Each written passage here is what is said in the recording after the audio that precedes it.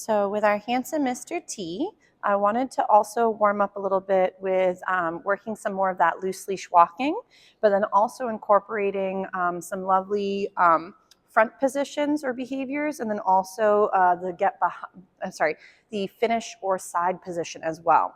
So the more little tricks your pup has under their belt, the more you can ask them for other skill sets when things you don't really love are happening, and replace original skills you weren't a huge fan of with something you'd rather have them do instead.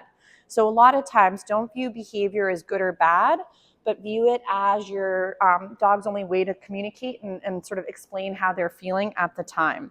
So if you're finding with Mr. T, he is sometimes having a hard time, again, he's not trying to give you a hard time. He himself is having a hard time. So what we're going to work on a little bit for a front position is front is getting your puppy to come into the front of your body. This can also turn into a sitting position or front into another, maybe a down position. Most of the time, most folks will do a sit position as the pup goes into a front sort of spot. So with Mr. T, what we're going to do is I like to start off with the puppy in front of me, and then I have my snacks ready. I'm going to go ahead and get his attention. I tend to put them on both sides. You can obviously just do it on one side if you'd like. I would make sure that when you're working fronts, though, your pup is not going to one side or the other, so no, not off to the left or not off to the right. So he's already in front of me. I'm going to offer the food. I'm going to go front and feed him for as he comes into my space. And again, front and feed for that. Nice. So I have several snacks in my hands. So I have several chances to practice. So again, ready, Teddy? Front. And in the beginning right now, we are again luring him into this position. Later, this again would not be with the food luring him, but instead he would know the verbal cue or the visual as well. So as we're practicing, the benefit to a front in the real world setting is, what if we were walking and there's a distraction up ahead or something we don't want him to become distracted with or interested in. So we could be, again, ready, Teddy? We could be walking, and then all of a sudden my puppy, I'd like them to go into the front position.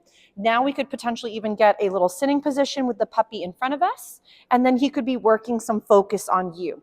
If sometimes the sitting is harder for him, don't worry about it. I know he's a little distracted by my lovely shoes, but I'd make it where it's fun for him to move into your space.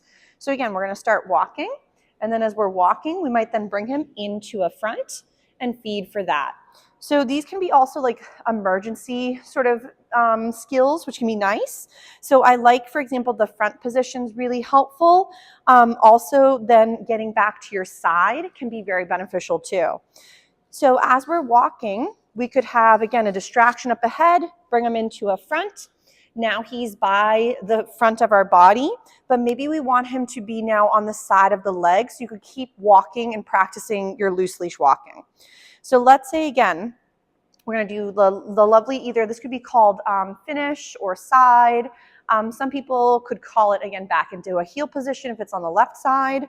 Remember that, again, if he's just a pet dog, he can, of course, do one side or the other, or maybe rotate depending on who's working with him.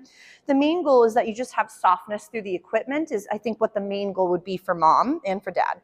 So for Mr. T, just going to get his attention. That was a beautiful little check-in with my positive interrupter. I'm going to go ahead. Ready, Teddy? So we're going to get his attention. He says, no, your shoes smell even better. So sometimes if I lose my puppy, I like to regain their focus by showing them what I have to offer and feed several snacks while they're in the position I was hoping.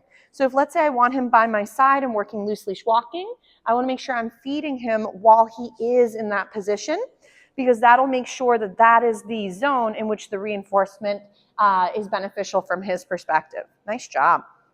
So again, he could then now go into a front position. And now when he's in front of me, he's obviously kind of in my way if I wanted to keep walking. So getting him to go to my side, nice. And feeding him for when he's by my leg can be very helpful. Ready, Teddy? So if I lose him, I just kind of say his name or do my little kissy noise and regain his focus. So with this, again, front into a side or finish position, we would lure the puppy in the beginning. Later, it would be your verbal and visual cue to go into the front.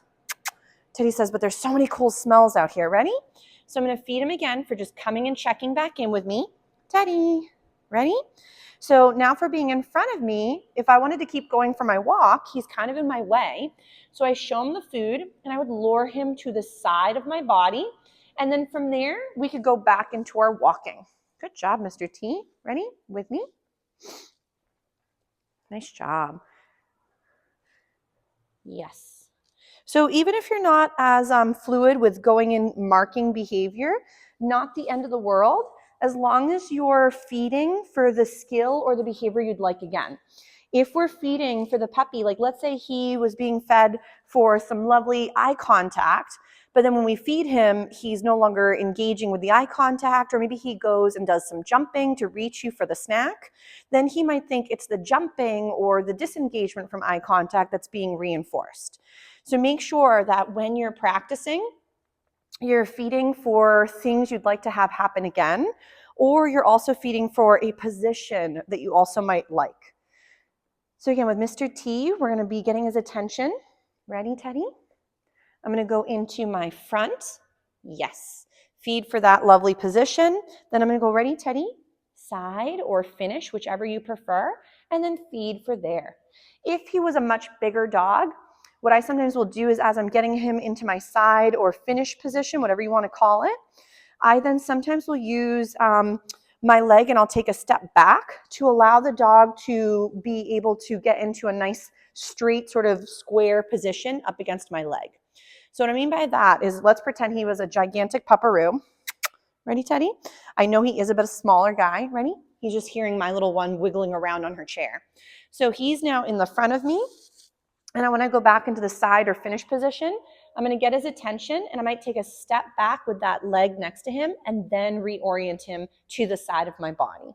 Nice job, Mr. T. So obviously in the beginning, it is a lot of luring. He's like, guys, there's some funny noises in the building today. But remember that when you're luring your puppy for any behavior or skill set, is you want to feed out that lure. I know we talked about it a little bit on Tuesday as well, how you might start off with luring, capturing, and shaping for behaviors and skills, but you want to make sure, and Teddy's like, let's go back outside again. It's freezing outside, Teddy.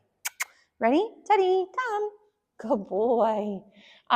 So there could be moments where if certain skill sets are not quite as mastered, luring and capturing and shaping is wonderful, but you want to make sure that, especially with the luring, that again, we fade out that lure. So if your puppy's only way to understand something is if the food is in your hand, we want to take it out of the hand, get the behavior like a sit or an eye contact, and then feed after. So I know I mentioned a little bit earlier how, and again, I don't love the wordage, but view it almost like a bribe versus a paycheck. The bribe, again, you get prior to the work, and then the paycheck you get after the work is completed. So again, in the beginning, we might be doing more luring, and then later it turns into the reinforcement or paycheck for the skill set. Teddy, come. Nice job. Ready? He's like, hold on, lady. I really would rather go back outdoors again. Ready? So if, let's say I didn't get his attention, I'm going to go back to his little sniffer, regain his focus, and just feed for him coming back into my space. Remember, we don't want to lose the value or the word, again, association with certain skills. So if, let's say, ready, Teddy, come. If, let's say, I had said his name and the C word and nothing happened, I would then want to go ahead and try maybe from a second point closer to him and then regain his focus from there. And if nothing happened, then most of the time in that situation, your pup is past their comfort range or understanding, or the environment has become too stimulating or too overwhelming.